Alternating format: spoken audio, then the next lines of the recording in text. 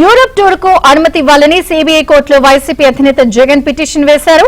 October 1 నుంచి 30 లోపు వెళ్లేందుకు అనుమతి కోరగా అక్టోబర్లో 15 రోజుల్లో యూరప్ వెళ్లి రావాలని సిబిఐ కోర్టు అనుమతి ఇచ్చింది.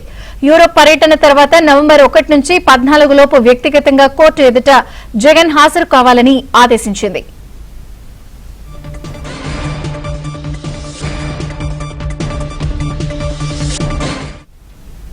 వైసీపీ అధినేత జగన్ యూరప్ పర్యటనకు సిబిఐ అనుమతి ఇచ్చింది. అలాగే హాజరై వెళ్లి వచ్చిన తర్వాత కూడా కోర్టు ముందు హాజరవ్వాలని చెప్పింది. పూర్తి వివరాలు శశి అందిస్తారు. శశి, వైసీపీ అధినేత యూరప్ పర్యటన